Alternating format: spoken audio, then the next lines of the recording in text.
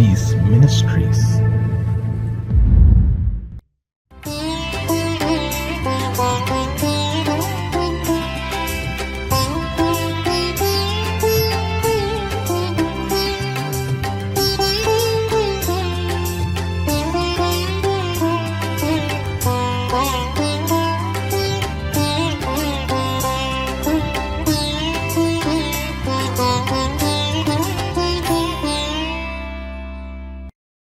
கிறிஸ்துவுக்குள் பிரியமானவர்களே, ஆண்டவரும் இரட்சகருமாகிய இயேசு கிறிஸ்துவின் நாமத்தினாலே காட் ஹூ சீஸ் மினிஸ்ட்ரிஸ் சார்பாக அன்பின் வாழ்த்துதலை தெரிவித்துக் கொள்கிறேன். இந்த 8வது மாதம் தேவனாகிய கர்த்தர் புதிய துவக்கங்களை நம்முடைய வாழ்க்கையில் செய்ய உண்மையுள்ளவராயிருக்கிறார். 8 என்பது வேதத்தின் அடிப்படையில் நியூ பிகினிங், புதிய துவக்கம் என்று சொல்லப்பட்டிருக்கிறது. நிச்சயமாகவே இந்த மாதம் நம் வாழ்க்கையிலே, நமது குடும்பங்களிலே, ஆவிக்குரிய நிலைகளிலே புதிய துவக்கங்களை தரும் என்பதில் எந்த சந்தேகமும் இல்லை. ஒரு ஊழியக்காரனாய் நான் அதை உறுதிப்படுத்தி உங்களை வாழ்த்தி ஆசீர்வதிக்கிறேன். உங்கள் குடும்பங்களிலே, ஊழியங்களிலே, தனிப்பட்ட வாழ்க்கையிலே புதிய துவக்கங்களை கர்த்தர் நிச்சயம் தருவார். தேவனுடைய வாக்குத்தத்தங்கள் ஒருபோதும் மாறாதவைகள். கர்த்தர் நம்மை உயர்த்துகிறவர், நம்மை வாலாக்காமல் தலையாக்குகிறவர், கீழாக்காமல் மேலாக்குகிறவர். கர்த்தருடைய வார்த்தையை கேளுங்கள், நம்புங்கள், விசுவாசியுங்கள். இந்த மாதம் முழுவதும் தேவனாகிய கர்த்தர் நம்மை நடத்த உண்மையுள்ளவராயிருக்கிறார். அவரையே பற்றி கொள்வோம், அவருடைய வார்த்தையின்படி நடப்போம். கர்த்தர் தாமே பெரிய காரியங்களை செய்வாராக. ஆமென்.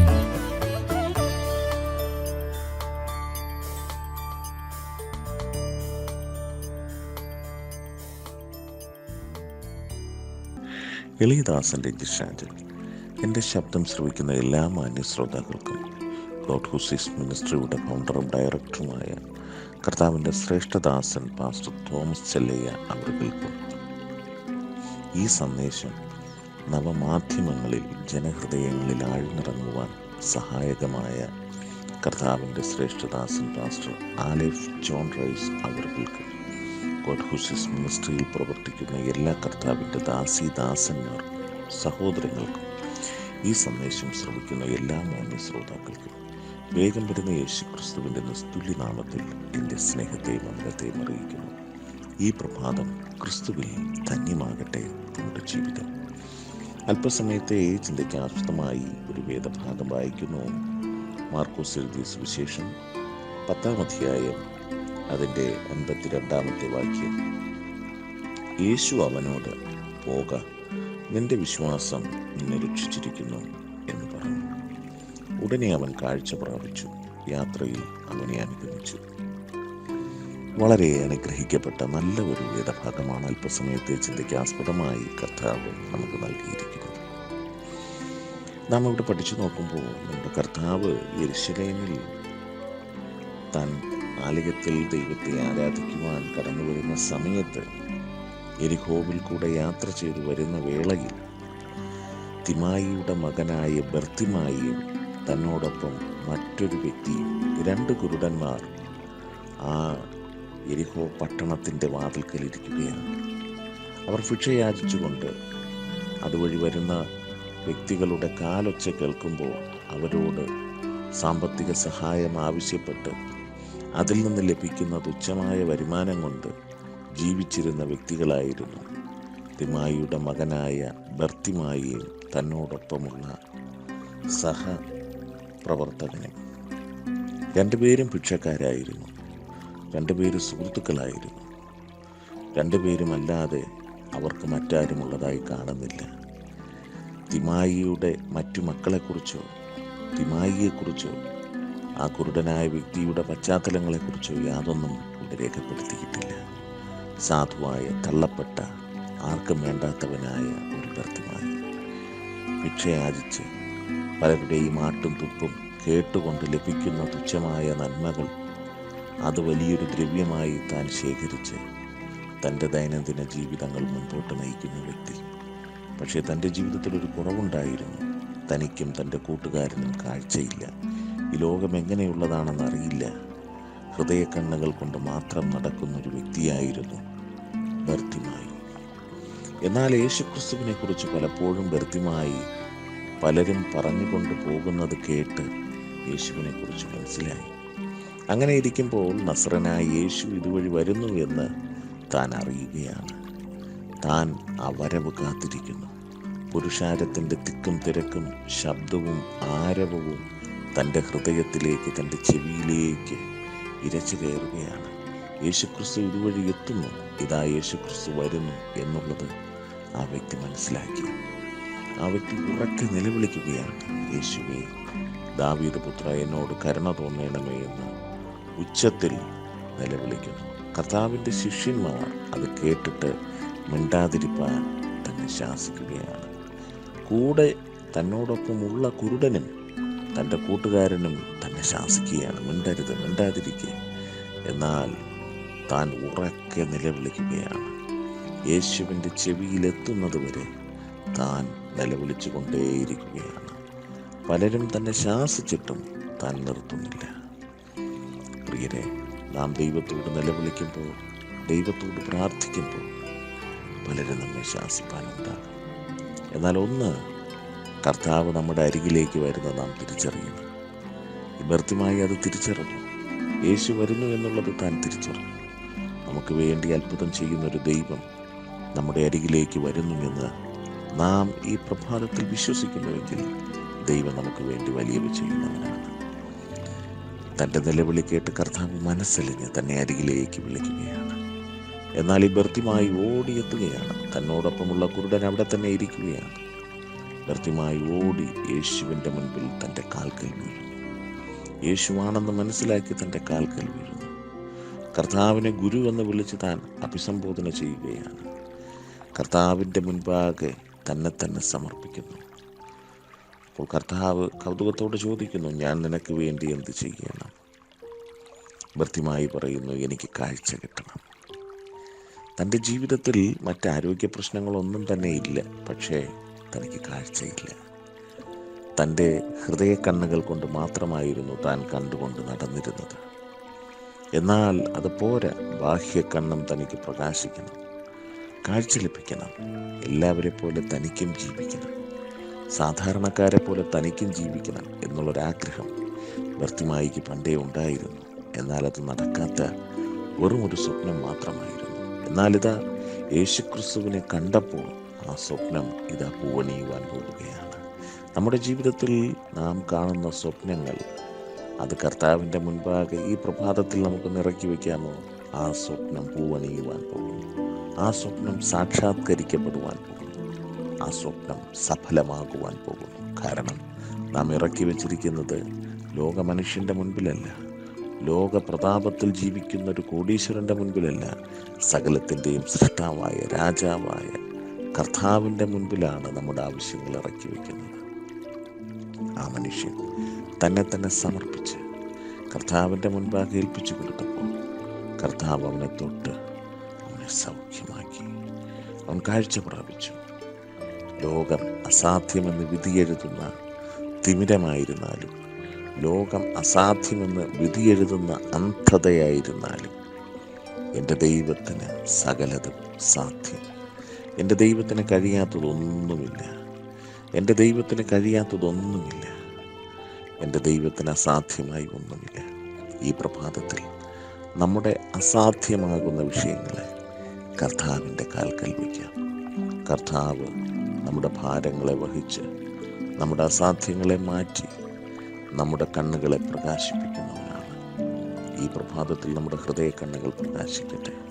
ആ മനുഷ്യന് ഏറ്റവും വലിയൊരാഗ്രഹമുണ്ട്, എനിക്ക് എൻ്റെ യേശുവിനെ കാണണം, എൻ്റെ മാതാപിതാക്കളെ, എൻ്റെ പ്രിയപ്പെട്ടവരെ എനിക്ക് കാണണം, എൻ്റെ സഹപ്രവർത്തകനെ എനിക്ക് കാണണം, ഈ ദേശം എനിക്കൊന്ന് കാണണം, ഈ ലോകം എനിക്കൊന്ന് കാണണം. അതിനെ കണ്ട് അതിനെ ആസ്വദിച്ച് പാപത്തെ കാണുവാനല്ല, മറിച്ച് ഇത്രയും നാൾ അന്ധത പിടിപ്പിച്ചതിനെ എനിക്കൊന്ന് കാണണം. നാം ഈ പ്രഭാതത്തിൽ നമ്മുടെ മാതാപിതാക്കളെ, നമ്മുടെ സഹോദരങ്ങളെ, നമ്മുടെ സഹപ്രവർത്തകരെ, നമ്മുടെ പ്രിയപ്പെട്ടവരെ കാണുവാനുള്ള കണ്ണ് നമുക്കുണ്ടായിരിക്കട്ടെ. നമ്മുടെ ലാഭത്തിന് വേണ്ടി അവരെ കാണുന്ന കണ്ണല്ല, മറിച്ച് എപ്പോഴും അവരെ കാണുന്ന ഒരു കണ്ണ്, നല്ല കണ്ണ് നമ്മളുണ്ടായിരിക്കട്ടെ. അധികാര ഗർവമുള്ള കണ്ണല്ല, താഴ്മയുള്ള വിനയമുള്ള ഒരു കണ്ണ് നമ്മളുണ്ടായിരിക്കട്ടെ. അങ്ങനെ ഒരു കാഴ്ചപ്പാട് നമ്മളുണ്ടാകട്ടെ. ബർത്തിമായിയുടെ കണ്ണ് പ്രകാശിച്ച് അന്ധത മാറി സന്തോഷത്തോടെ തുള്ളിച്ചാടി ഭവനത്തിൽ പോകുവാൻ ദൈവം സഹായിച്ചു. അവൻ കർത്താവിനെ അനുഗമിക്കുന്നു. നാം ഇവിടെ പഠിച്ചു നോക്കുമ്പോൾ യാത്രയിൽ യേശുവിനെ അനുഗമിക്കുകയാണ്. കർത്താവിനെ അനുഗമിക്കുന്ന അനേക വ്യക്തികളുണ്ടായിരുന്നു. കർത്താവിനോടുകൂടെ യാത്ര ചെയ്യുന്ന അനേകർ തന്നോടൊപ്പം ഉണ്ടായിരുന്നു. പലരും അത്ഭുതം പ്രാപിച്ചവർ, അത്ഭുതം കാണുവാൻ ആഗ്രഹിക്കുന്നവർ, ഇങ്ങനെ തന്നെ വിമർശിക്കുന്നവർ, ഇങ്ങനെ ഒരു കൂട്ടം വ്യക്തികൾ യേശുക്രിസ്തുവിനെ അനുഗമിക്കുകയാണ്. എന്നാൽ ബർത്തിമായി തൻ്റെ ഭിക്ഷാടനം ഉപേക്ഷിച്ച് യേശുക്രിസ്തുവിൻ്റെ പിന്നാലെ ഒരു യാത്ര താൻ ആഗ്രഹിച്ച് കടന്നു പോവുകയാണ്. ബർത്തിമായുടെ യാത്രകൾക്കൊടുവിൽ തൻ്റെ ഭവനത്തിലെത്തിക്കാണും.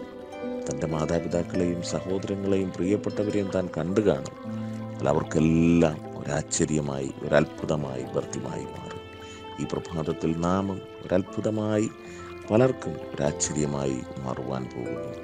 ഈ വചനങ്ങളാൽ കർത്താവ് നമ്മെ എല്ലാവരെയും ധാരാളമായി അനുഗ്രഹിക്കുമാറാകട്ടെ. കർത്താവിൻ്റെ പാദപീഠത്തിൽ നമ്മെ ഒന്ന് ഏൽപ്പിക്കാമോ?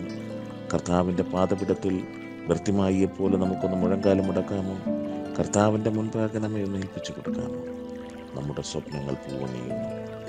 നമ്മുടെ യാഥാർത്ഥ്യം, നമ്മുടെ ഹൃദയത്തിൽ നമ്മൾ കാണുന്ന ഹൃദയ കണ്ണുകൾ കൊണ്ട് കാണുന്നത് യാഥാർത്ഥ്യമാകുവാൻ പോകുന്നു, സഫലമാകുവാൻ പോകുന്നു. വിശ്വസിക്കാം, കർത്താവ് നമ്മെ ധാരാളമായി അനുഗ്രഹിക്കട്ടെ. കർത്താവെ, അങ്ങ് ഞങ്ങളെ കേൾപ്പിച്ച നല്ല ആലോചനകൾക്കായി സ്തോത്രം.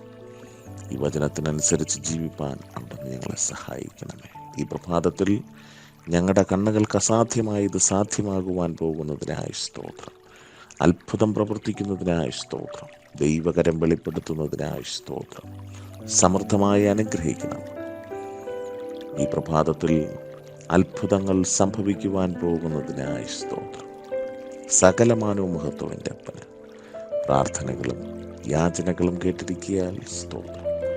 യേശു ക്രിസ്തുവിൻ നാമത്തിൽ ചോദിക്കുന്നു, കൃപയോട് കേട്ടുത്തരമരുന്നു സ്വർഗീയ നല്ല കർത്താവേ, ആമേൻ.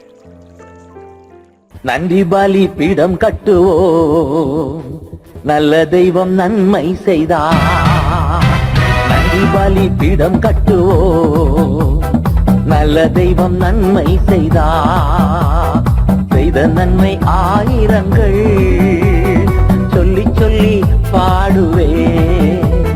செய்த நன்மை ஆயிரங்கள் சொல்லி சொல்லி பாடுவே.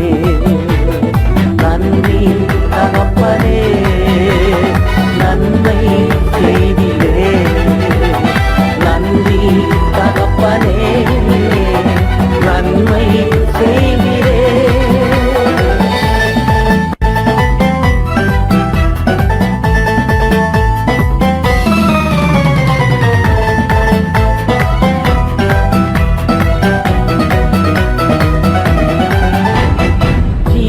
தந்து நீர் அன்பு கூர்ந்தீர், பாவம் நீங்கிட கழுவி விட்டீர். ஜீவன் தந்து நீர் அன்பு கூர்ந்தீர், பாவம் நீங்கிட கழுவி விட்டீர். உமக்கென்று வாழ பிரித்தெடுத்து உமது ஊழியம் செய்ய வைத்தீர். உமக்கென்று வாழ பிரித்தெடுத்து உமது ஊழியம் செய்ய வைத்தீர். நன்றி தகப்பனே, நன்மை செய்திரே. நன்றி தகப்பனே, நன்மை செய்திரே. நன்றி பலி பீடம் கட்டுவோ, நல்ல தெய்வம் நன்மை செய்தார்.